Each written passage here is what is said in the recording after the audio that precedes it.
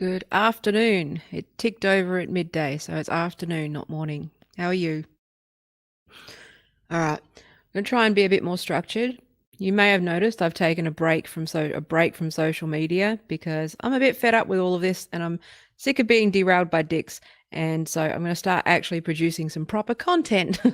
So, um, but I'm having a break for the foreseeable future, other than absolutely needing to share something that I think is important, but I'm not going to be sort of involved in replies or browsing or anything just for a while, just because I'm fed up. So sick of the fucking culture wars.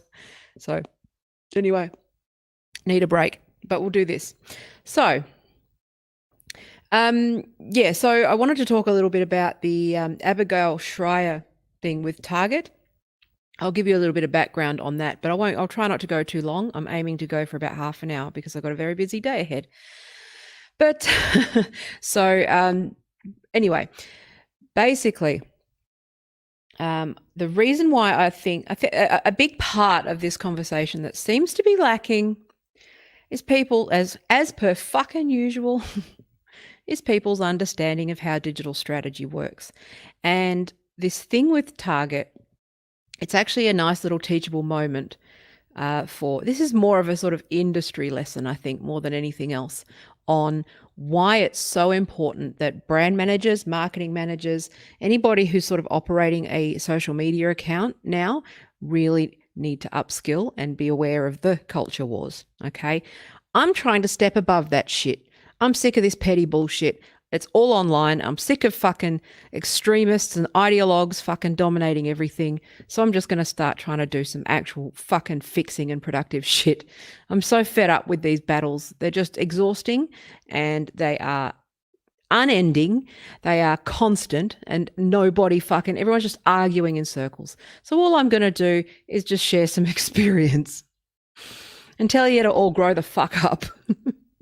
I'm just sick of fucking Americans and also there's all these bots arguing, the same people arguing in the same fucking way, achieving absolutely fucking nothing. Meanwhile, none of us get anything done because we're fucking caught in like this constant fucking barrage of like bullshit cycles all the time. So anyway, moving on. I also have a timer now that alerts me every 10 minutes and it just alerted me to move on. So there you go. A lot better this time. Let's see if this works. So I'm not answering any questions today. I'm just going to speak. I'll answer later. Now, it's just a lamp. So I'm in the middle of rearranging things. So basically, now for those, again, my target audience is people who aren't balls deep in the culture wars, trying to educate people and trying to move forward, okay? I'm only interested in moving forward. I have spent now fucking 3 years, right? 5 years. Well, I've spent most of my career, but 3 years knee deep in researching this phenomenon of pointless fucking conversations, okay? And I'm just realizing that this is just a complete and utter outrage cycle. And people need to start stepping back and fucking moving forward other than just debating the same shit over and over again. Like, I'm just seeing it all repeat on itself over and over again, and I'm fucking over it. So I don't care. And I'm not going to be one of those people that just finds their grift and just keeps talking to the same people over and over again. I'm concerned with solutions and trying to educate sort of people on specific issues and my industry of digital, and also, trying to fix the problem and address the problem, because I feel that there's an urgent problem here of online cults that are having massively detrimental effects on people's psychology. And we need to I'm just seeing a whole bunch of people just talking about the same shit. And they've been talking about the same shit over and over again for years. I don't know how you do it. Anyway, I'm bored with it. I'm not bored with the issue. The issue is serious, but I'm bored. I just think there's a more productive way to hold ourselves than just fucking chattering on social media all the time. So, more structured content. Now, so this Target thing, right? So for those who aren't familiar, this book by Abigail Shrier, she was on Joe Rogan recently. She's sort of been in the eye of a lot of these sort of controversies with Spotify and wanting to cancel Joe Rogan, not cancel, but delete that episode from Spotify. She's sort of on the list of wrong thinkers, right?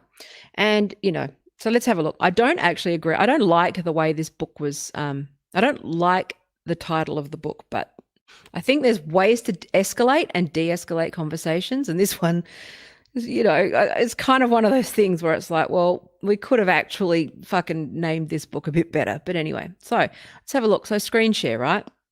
So this is irreversible damage, right? Hang on. Irreversible damage. You'll see why I have an issue somewhat with it's sort of a sensationalist title, but that's what books are. But underneath it is Abigail Shrier is a journalist who basically was just, found that she sort of studies cultural phenomenon. She's somebody who saw a quadrupling of girls being requesting gender surgeries and talking about sort of that phenomenon. Now, she's found herself obviously at the eye of a storm because, she's talked about the untalkable, right? So we've got, irreversible damage. Okay. Now, the thing that I'm finding interesting here, and this is what I'm going to talk about with Target and why I think a lot of these corporations are getting this wrong. Because I've worked with brand teams, I've worked with brand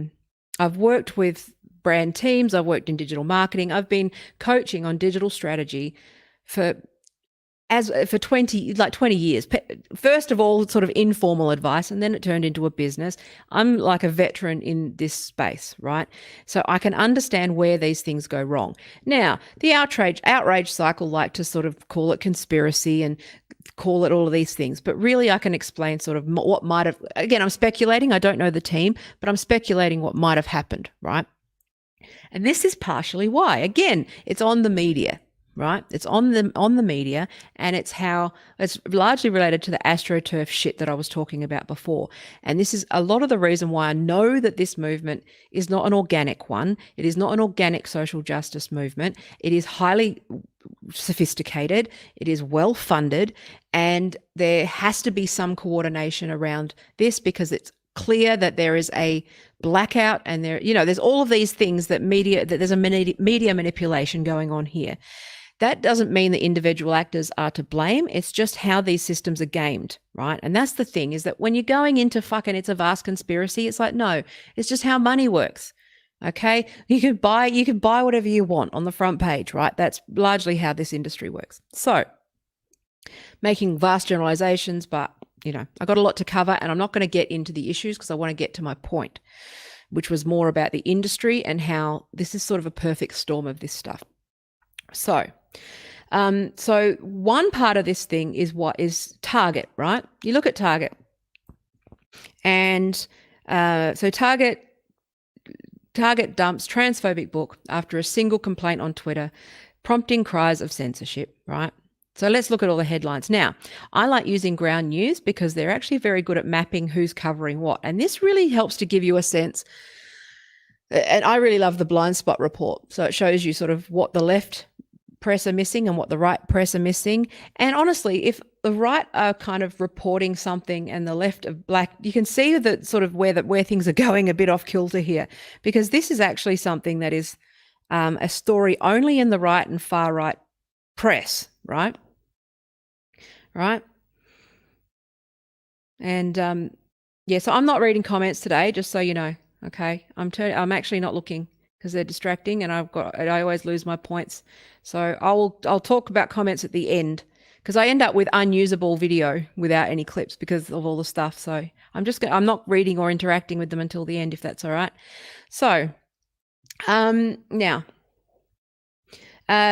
slight change of format just for me.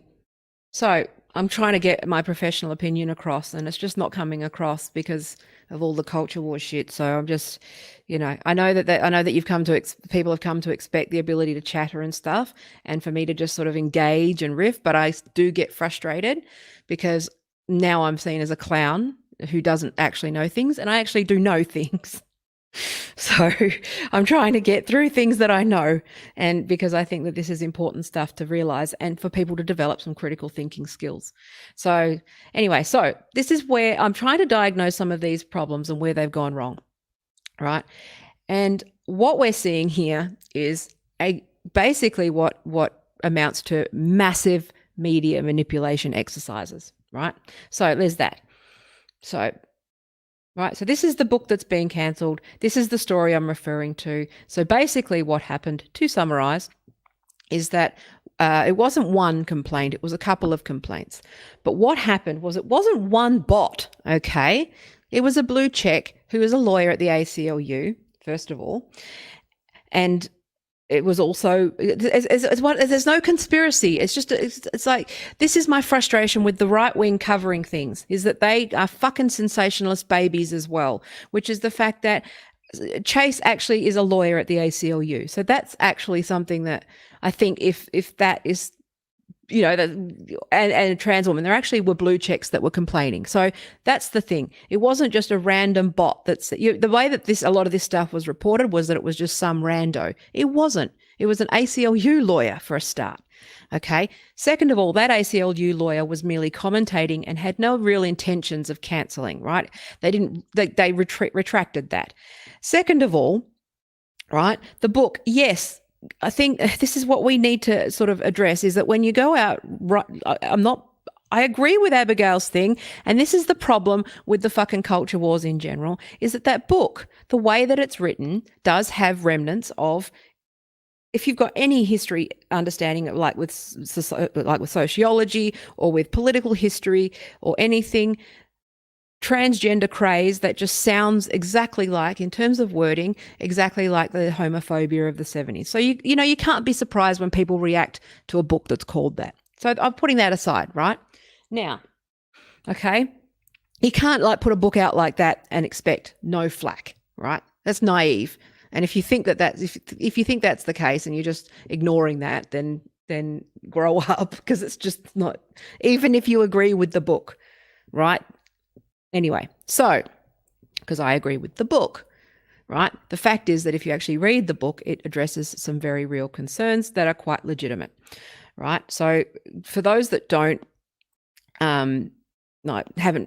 following this stuff, right, and who are brand, because this is aimed mostly at people who are sort of new to the culture wars and a little bit confused and really just trying to understand what's going on. Right. Remember, all of us have been in this thing for fucking years, and you look crazy. Every time I try to talk about this stuff like a legitimate person, you sound crazy, but there's a real solution needed here. So brand managers really need to learn about these culture wars, the hotspots, the fractures, the debates. This is the area that's going to make a good brand or marketing manager differentiated from any others. Right? The KFC crew know how to use this stuff, but a lot of like corporate people, they're fucking juniors. They put 12-year-olds in charge of the social media accounts, right? And anyway, I'll get to that point later. So Abigail's book, right, focuses on rapid onset gender dysphoria. I'm not going into the details of that. That is, I've got a fucking crazy board with like 120 different touch points on it, each of which have like several PhDs underneath them. And I'm just going to summarize, okay? I'm not going to get derailed into the details of that stuff. I'm just going to talk about the rough controversy of the book. So the premise of the book was basically that she saw a social contagion, and for those who work in sort of with adolescents or understand adolescent development, a big part of the culture wars, right, big part of all of this stuff is that there's this sudden rewriting, new thing, new idea, new philosophy, which I would agree is a cult. Right, but some call it a phenomenon, I call it a cult. But basically, where things that we knew were true, like to quote Douglas Murray, things that we knew that were thought were true the day before yesterday are now not true all of a sudden, and we are now having to recalibrate and just fully like accept all of these things as true when they're not. And anybody who says, hang on a minute, is sort of blackballed and cancelled and labelled as conservative when it's not the case. Douglas Murray is conservative. I'm not. I quoted Douglas Murray, but by association, apparently I'm alt right now. But whatever. Get fucked. Don't be dumb. So what happened was back in, I think it was 2018, Lisa Littman did a study at Brown University about rapid onset gender dysphoria. So basically the clinical significance to this very, very quickly was that everything that clinicians, right, knew to be true about gender dysphoria, right, whether you think it's real or not, that doesn't matter. It is real. It's in the DSM-5, okay? So gender dysphoria largely was in so it was considered incredibly rare, right? It was a something that appeared very early in life, right? So it was something like, is it 0.05%, somewhere between 0.05% and 0.14% of the population, the male population, had gender dysphoria. And half that girls, right? Now, they are separate things, right? Because largely young boys, this is just very, very quickly the clinical evidence as per the DSM, right? And basically the presentation of gender dysphoria in young boys was that it started young, very young, right? It was very intense. And it was incredibly rare, and they were largely homosexual boys, okay? Not so much girls. And what a lot of what this rapid onset gender dysphoria that is new and interesting is that there's a class of girls, right? A generation of girls where, first of all, they didn't show any signs of dysphoria early on. Right. So they're kind of just, again, what's known to be true, right? Which is that, there's these things that are facts in the DSM-5, right? That have been observed, right? But then you've got this thing that is being called sort of trans, but doesn't meet those criteria. So you've got a generation of young girls who are suddenly trans, right? There's a quadrupling of requests for, gender affirming surgery or whatever language that you want to use. I'm just using the language that people use. And that also largely that it was happening in clusters of social groups, right? So if you knew a friend or a friend of a friend who came out as trans, then your odds were higher of doing that. Now, Abigail's book explores that issue. Lisa Littman's study focused largely on parental attitudes to it and parental's experience through online stuff. And, so there's all these things, but basically anybody who's tried to explore these things has been sort of mobbed / cancelled, the usual fucking deal that you're used to by now. Now, so Abigail has tried to go into a good faith exploration of this issue, right? Unfortunately, I think that the sensationalist title of the book just doesn't help, right? People would read that. Even I read it and I go, fuck, it's just like, why would you do such a thing, right? But anyway, my point is, hang on, that was a side point, but a distraction. But there's things that we know to be true. So there's that part, right, which is DSM-5 says this about gender dysphoria, right? There's the other part that we know to be true about like girls in adolescence or adolescence in general, but girls specifically, right? Which is that when in adolescence, kids go through this thing where they reject their parents. They try on new identities. Like in our generation, it was sort of, goth kids and, they try to get tattoos and they experiment with different things and they try clothes and they try all these different, that's part of sort of that separation between you and the parent, right? That's something that we know. We also know that adolescents are impulsive. These are all facts, right? We also know that, adolescents are largely feedback seeking. So social groups become more important than the family group. And, as they get older, those sort of, integrate both of those things and find a sense of self. But that doesn't happen really until mid to late 20s, right? Again, these are things that we know. That's why we have an adult duty of care towards adolescents. We don't let them, it's why they can't do certain things. It's why they can't drive. It's why they can't drink. It's why, it's all of these things. These all exist. These are known things, right? And the problem is there's a little bit of history with that too. As somebody who's got a disorder who, I've got ADHD, right? And also I'm on the spectrum. So there's those things where there's a history and legacy there, right, with psychiatry, where women, particularly women with psychiatry, they've got illnesses that don't exist, or trendy illnesses. And I, as someone who was sort of not diagnosed as a kid because of people who largely thought that these things didn't exist, that's where the complexity lies, right? So I'm focused on diagnosing how we can communicate these things better. The title of the book doesn't help that. It actually makes things a lot worse, because I think more people should read the fucking book, because it's actually very interesting. Now, so there's things, but again, with teenage girls, we know that with things like bulimia, self-harm behaviors, all of the, tattoos, even just fucking piercing and fashion and sexuality and those sorts of things, they do tend to sort of work within peer groups. So social contagion is a real thing. Now, the problem is that using the word social contagion has baggage attached to it too, because it was largely attached to homosexuality.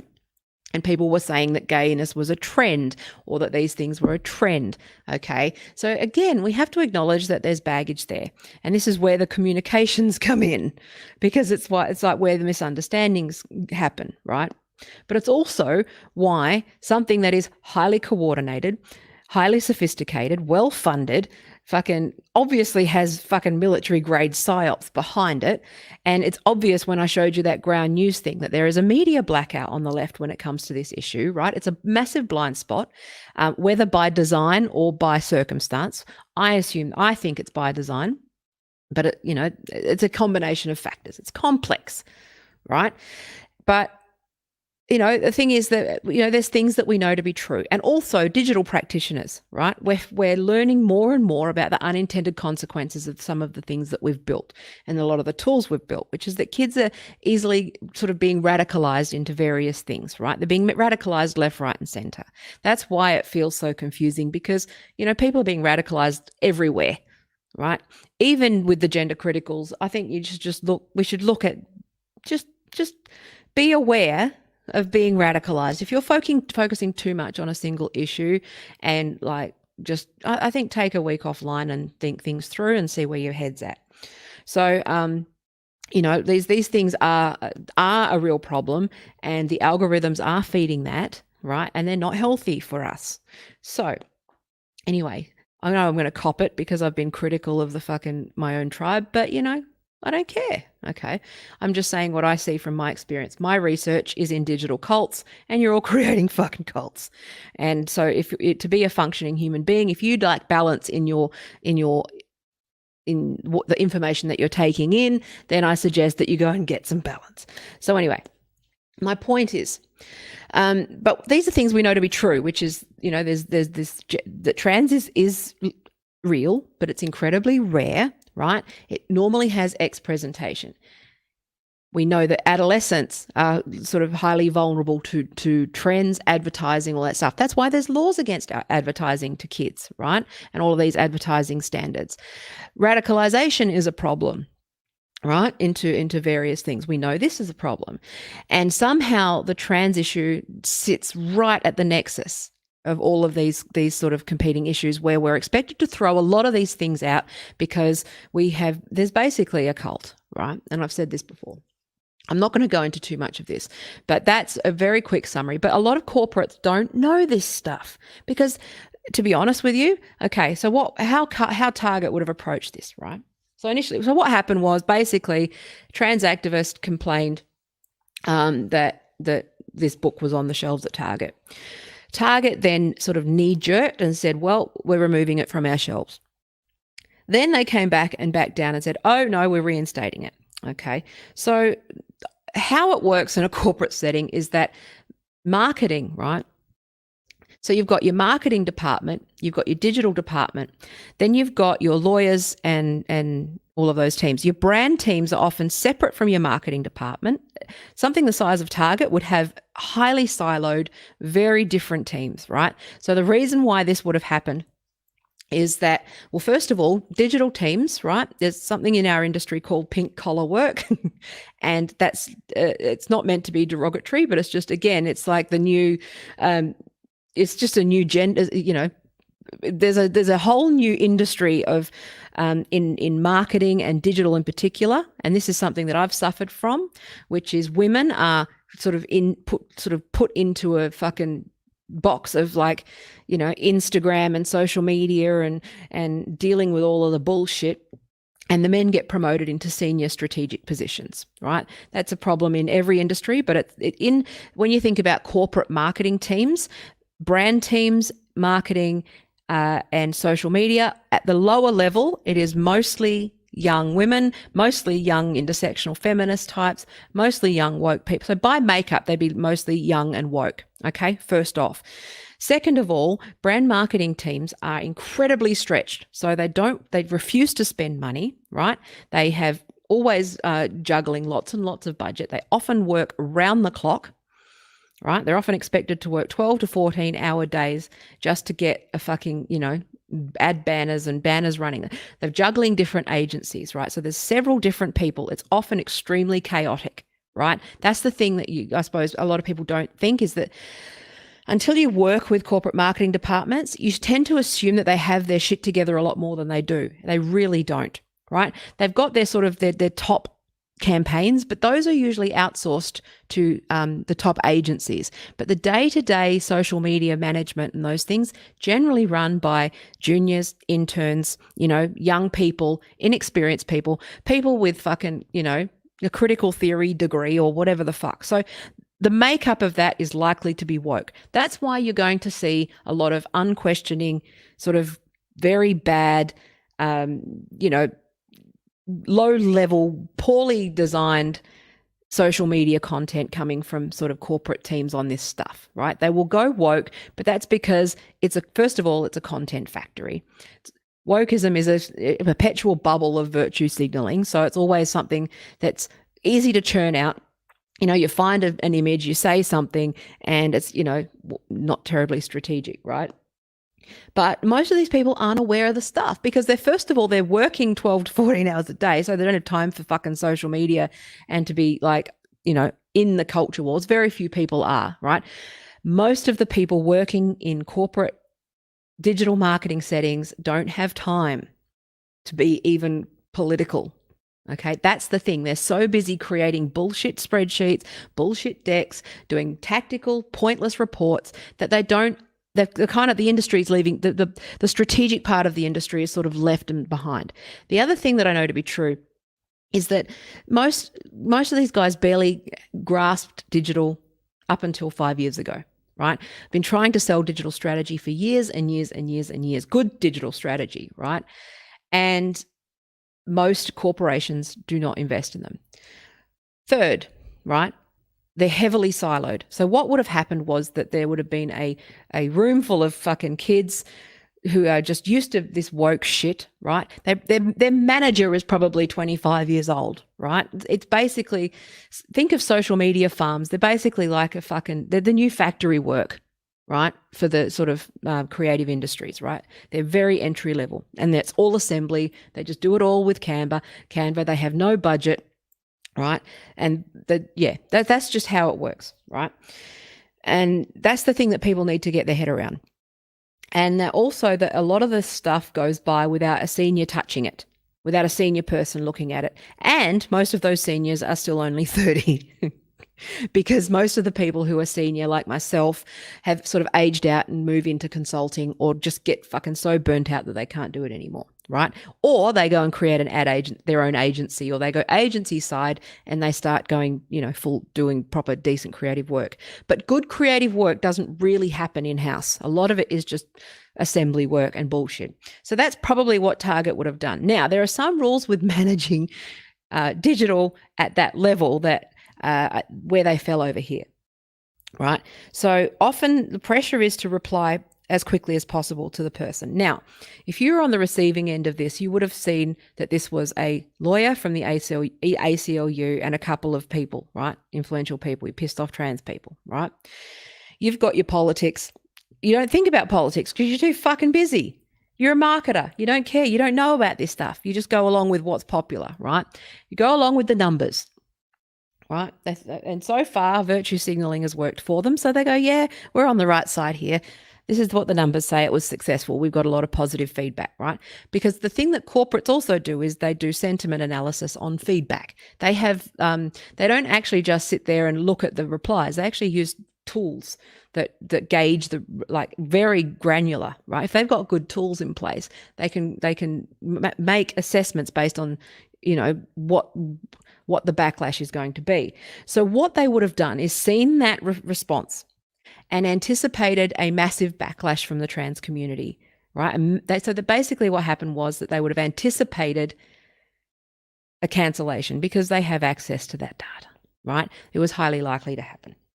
Now, what was good is that in their defense, they then backed away. This is unusual. This is where I think that the tides are turning, but it's also a symptom of, it's kind of a perfect storm. And this is why I think we need to go a little bit easier on, but also making sure that you assert yourself on these platforms towards brands positively without being a dick, okay?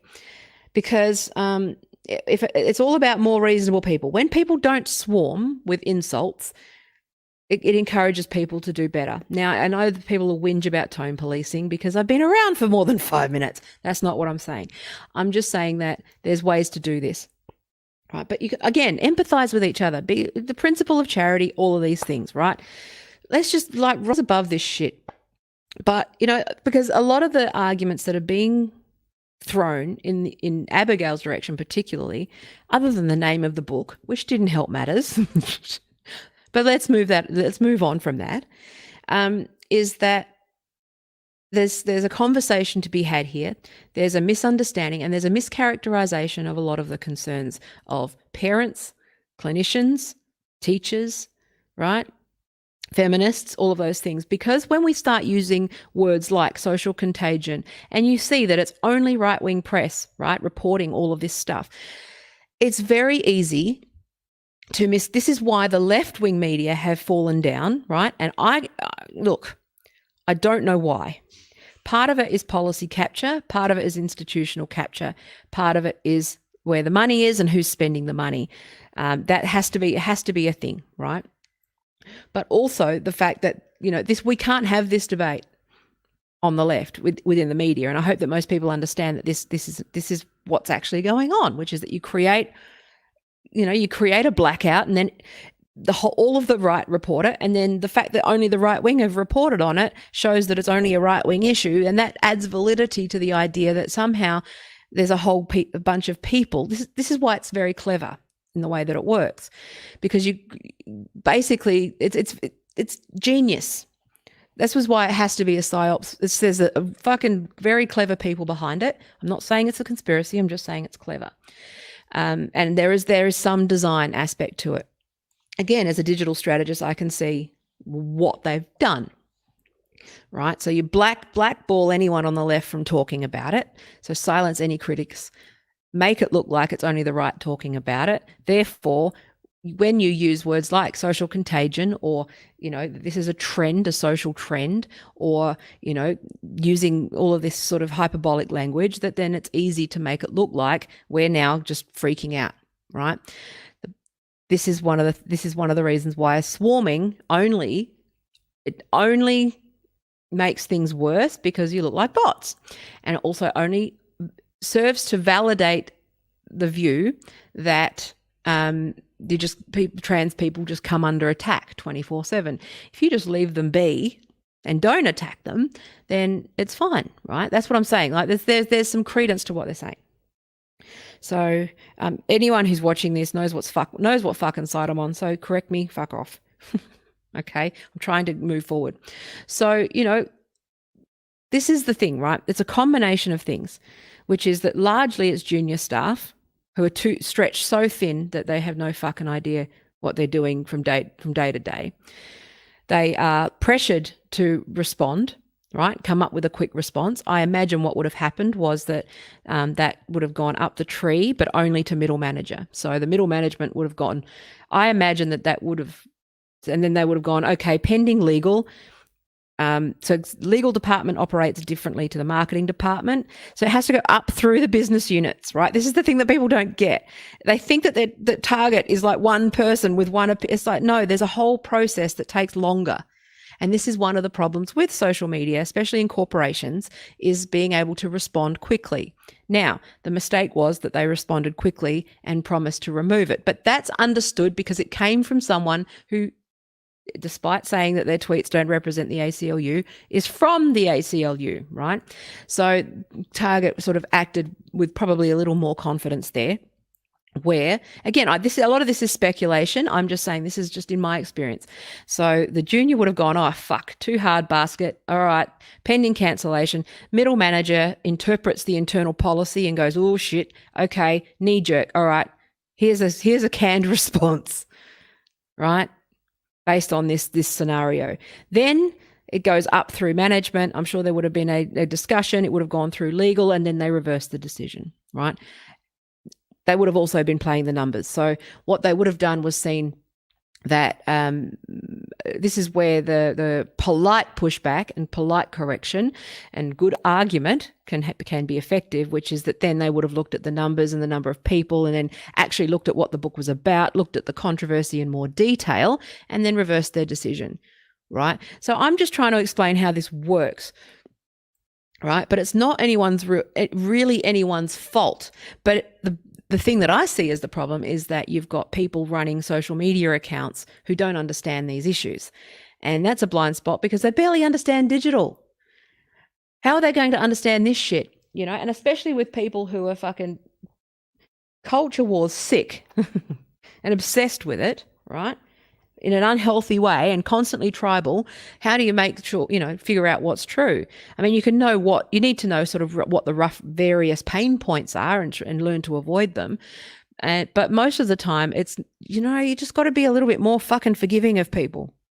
Things like people don't just fucking operate in like, there's no conspiracy. It's well funded. Yes. Yes, yes, this has taken over universities. Yes, this is a sort of mind virus and a cult, right? That is partially by design, partially organic, partially just fucking phenomenon, right?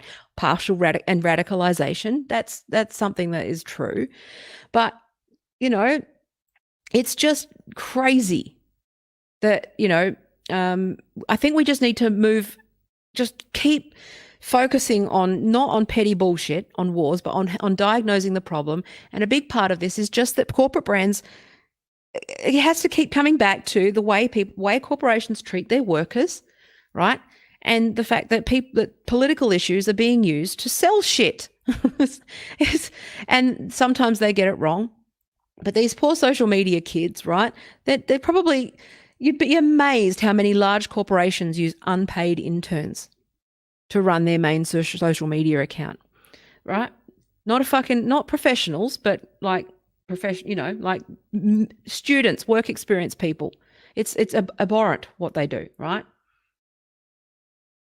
And that's the problem, is that if you're a head of digital or head of marketing and don't know about the culture wars right now, then, I'm actually going to set up a course, I think, to just do a crash course in the culture wars for brand managers.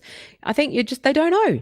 They just don't know because they don't live on Twitter, because they work 12 hours a day, because they're underpaid, underfunded, and they just, it's the same thing with, Stonewall sort of infiltration of policy. It's the same.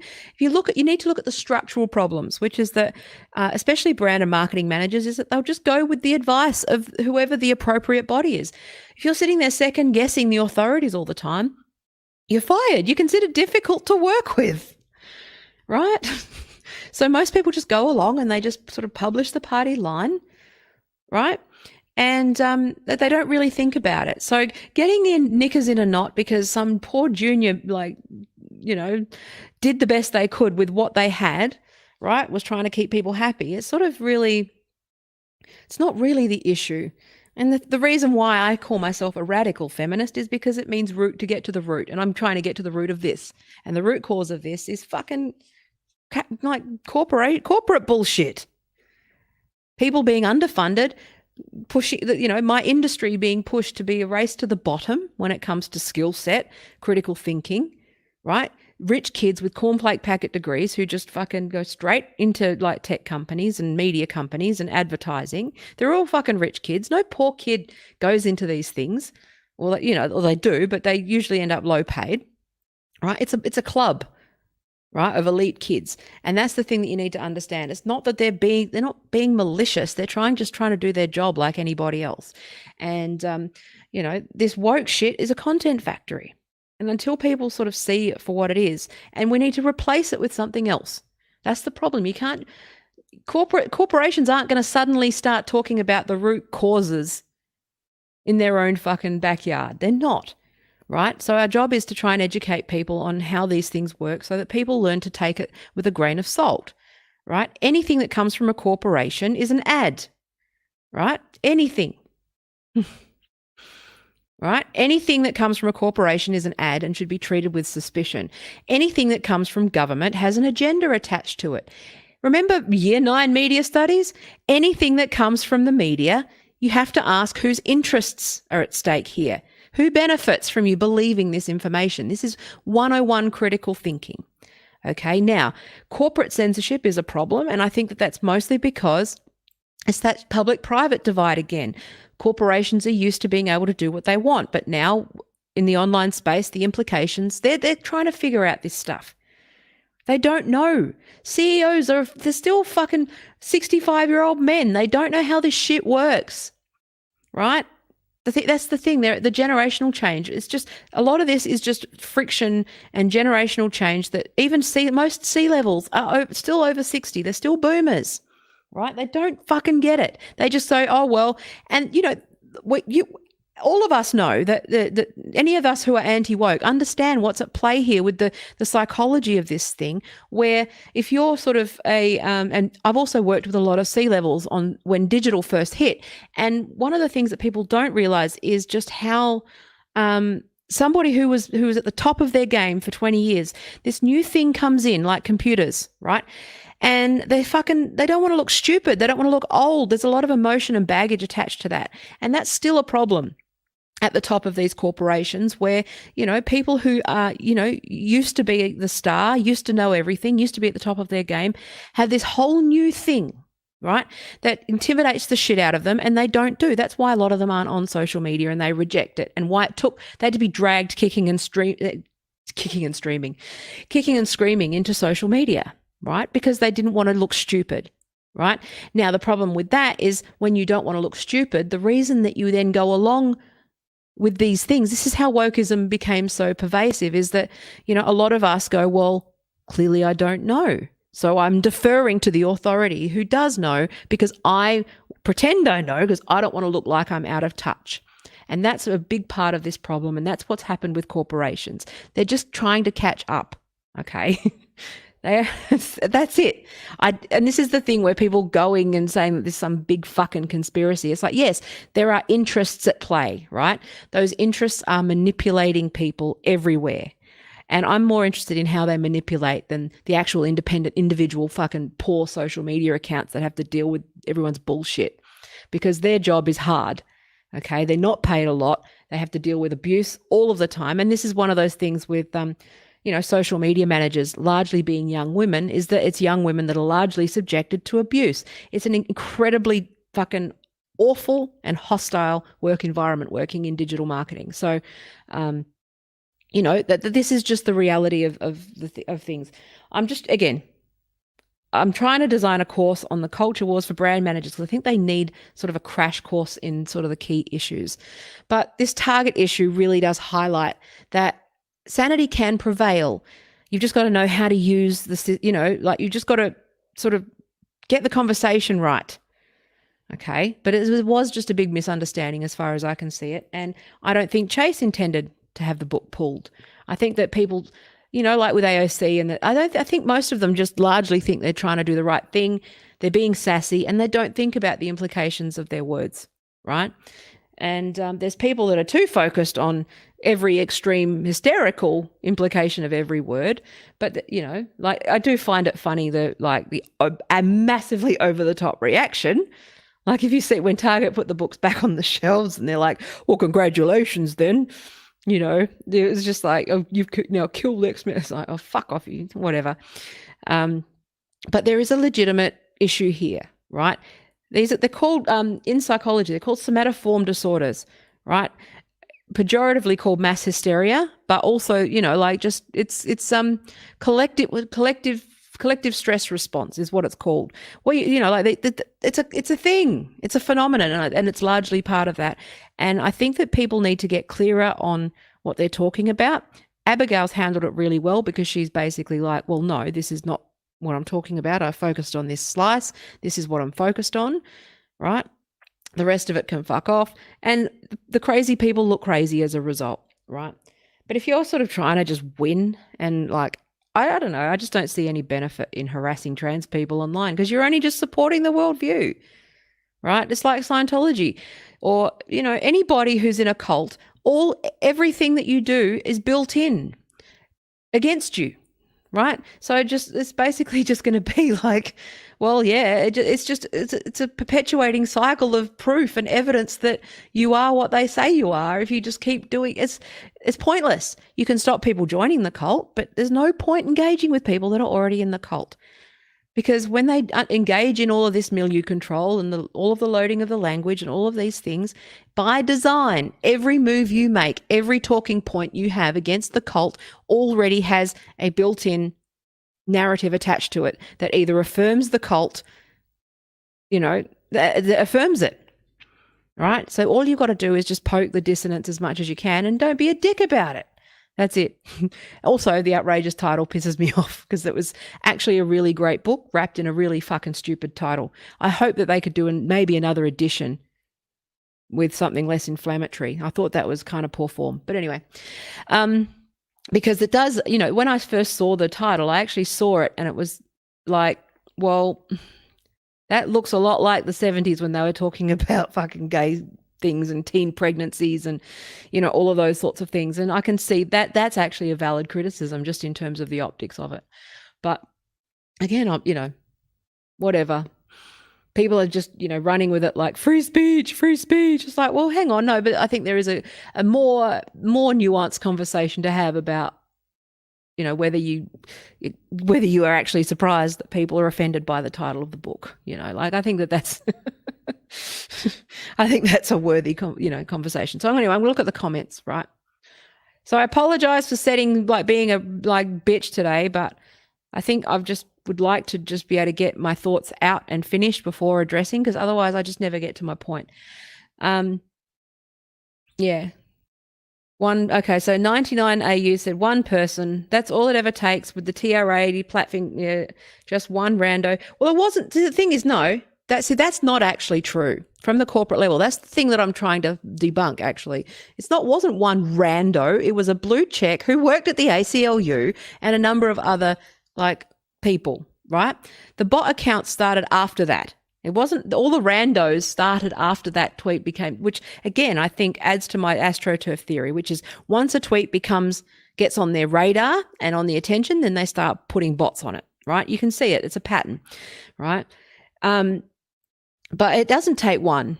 Again, the facts matter here. You can't just run with that talking point. And it's not insignificant that it was a lawyer from the ACLU who also backed down and said they didn't intend for it to be cancelled or taken off the shelves. It wasn't the thing, right? That, you can't just selectively, look at facts here. All right. So Matthew said, that's true. I don't like the title of the book. Matthew was raised a Jehovah's Witness and sees some scary palette. Yeah. So anybody who's familiar with cults and how they control the language, everything that we say, they silence dissent, right? They have astroturfing dollars. They have influencer marketing, right?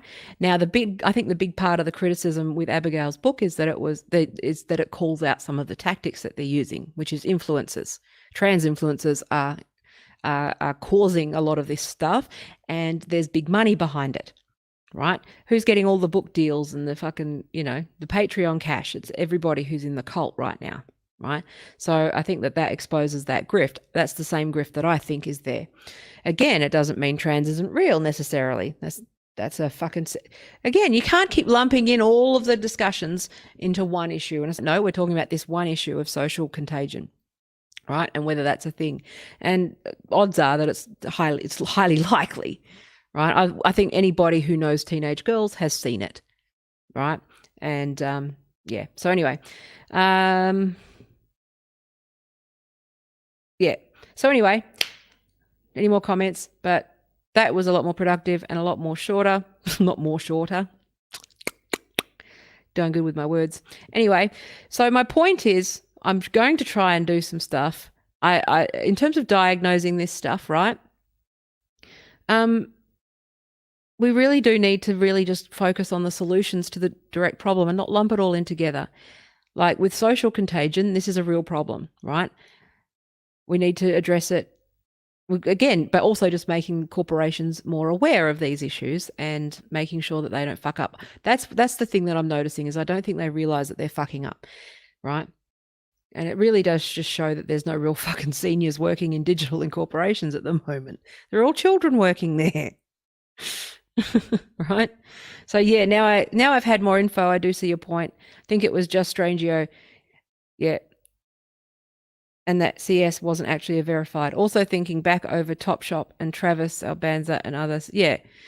But the thing is, we need to get better at case by case basis, looking at the circumstances. Strangio is a lawyer at the ACLU, right? If I got a tweet from them and I trusted the ACLU, which most people do, unfortunately, the ACLU of sort of Ira Glasser days is sort of dead and captured, right? But again, a lot of people just unwittingly go along with it. That's a lawyer from the fucking ACLU saying that it's a problem. Of course, you're going to take that under advisement more than you would some rando, right? We need to stop generalizing in general. This is in general. We need to stop generalizing, right? This is part of the problem with this whole thing, which is everyone's just bringing up all their, projecting all their trauma, all their shit onto every fucking issue. And it's like, well, no, can we just have a case by case thing here, which is, and talk about this issue without bringing in everything else, right? And this is part of the problem, my frustration with, this is my frustration with gender criticals in general, which is that they just bring out the same old shit. And it's like, well, hang on, is it actually relevant right now to this argument? I don't know that it is. Does it look bad? Does it have good optics? Is it going to persuade anyone? No. Then why are you doing it? Why are you wasting your time? Right? That's why I'm just not going to engage with responses anymore, right? I just, not on streams and stuff, and not with people that I know. Obviously, there's something to be said, but just what do you care what randoms say, right?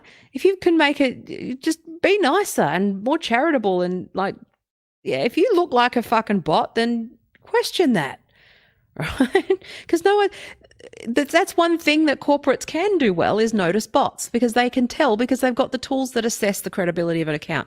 They have access at the corporate level. They have access to enterprise tools that we don't have, right? That they can actually assess the credibility of a critic in an account. So don't look like a bot. Write them an email or something instead and be polite and say, well, actually, there's productive ways to do things, right? Yeah, and I'm sick of this painting with a broad brush, and also just the tribalism, right? I'm going to piss off fucking all of the TERFs now because I said that I didn't like the name of the book, or that I think that we probably look a bit aggressive and just affirm the worldview of a cult and don't get anywhere, and you just constantly fucking. What do you get out of just constantly fucking arguing rather than actually doing something, right? Or like the fucking free speech bros who are constantly fucking triggered by the smallest suggestion that something isn't appropriate in public, or you can't just, none of these debates are productive, right? And there's no black and white. And if you're black and white thinking, then it's not productive, right? And I think that maybe I've just reached a point where I'm familiar enough with all of the arguments and all of the history and all of the stuff that I can just diagnose the problem and the misunderstandings, which is that, corporate Target went with what they thought was best. Then legal got involved, right? And the higher ups went, oh, this is a bit more complicated, right? And then sanity prevailed. It's actually a good sign that if with good conversation and calm conversation that you can actually get somewhere, right? But equating the removal of books to book burning, or that's just as hyperbolic as fucking people saying that you commit literal murder by publishing a book. It's like, don't be dickheads. Anyway, so That's it. That's me. That's my day. I'm going to go do some work. And I ran over time, and my timers were pointless as usual, but at least I'm under an hour. Love you. But yeah, I'm going to try and do some courses and bits and pieces at some point on this stuff. I think that's needed. And I'm just going to start focusing on practical shit. Actually writing stuff and not just sitting around fucking fighting on Twitter. It's pointless. It's going in the same circle all the time. Facebook, pointless. It's all fucking pointless. It's absolutely pointless, especially if they're already in the cult. Don't argue with cult members. It's basically, you know what? It has all of the remnants of those fucking pointless forum conversations on News and on Usenet and the fucking atheism versus Christianity. Who are you fucking persuading? Nobody. What's the point? What is the point? At some point, you just got to move on to policy and making sure people don't, that you focus on those that are on the fence and look at the optics of what you're doing, right? Like atheists who are dickheads, even if I agree with them, I still think they're dickheads, right? It's like, and Christians who I think are dickheads. Just don't be a dickhead and we're good. Anyway, I'm going to go. Thanks for watching. Thank you for your precious life seconds. If you don't like me telling you how to move forward or whatever, stay mad. I want to be productive and do something that actually fucking produces something. I'm sick of this fucking constant bullshit. So, all right. But yeah, I wouldn't have to keep updating the courses, no, because it's all theory based. I've got a diagnosis for this. Right? It's not. It's not. See, this is the thing. Everyone just wants everyone's so busy in the minutia and what do I do in this situation? No, when you understand guiding principles are all you need to know. Right? If you understand your history, you know where not to go. Okay? So, I don't have to keep updating the course. Yeah, so it's about spotting signs of standard replies versus, no, it's not that. Yeah, no, it's just basically a crash course in the culture wars. And also, you can sell coaching on top of that. That would be a premium rate because I don't want to fucking do that shit. But, there's ways to do it. But, yeah, probably coaching. But, like a crash course in just the issues, where you're likely to get flack and those sorts of things are, And also, it's not so much about the issues; it's about the process that you follow. It's a process issue. It's not it's an issue of policy and process and governance. Not so much it's not about the actual issue. It's about following process. So if you're entering into anything that might be contentious, making sure that there's a quality, good internal process with senior people, not fucking juniors making decisions, which is largely part of the problem, is that you've got fucking kids that don't know anything past Canva creating content for major corporations and exposing them to major liability. So it's more about risk management and putting good process in place for the culture wars than anything else. Nothing. It doesn't have to change. Like, these things don't change. In fact, most of my course hasn't changed because I've got a large risk and governance component to this that they keep fucking ignoring. It's just reiterating that with a new context. So, but let them keep going. Let them keep fucking it up. They're going to keep doing it. But those that are interested in learning and trying to do the right thing, then they might be interested. So, but it'd be good to create some PD stuff around it for people. But charging a fucking premium, of course, because I'm fucking sick of this shit. So anyway, I'm going to go. Yeah, no, I'm not going to. Yeah, Philip, there's strategic versus tactical. I don't do tactical shit. I do strategic. I'm only in strategy.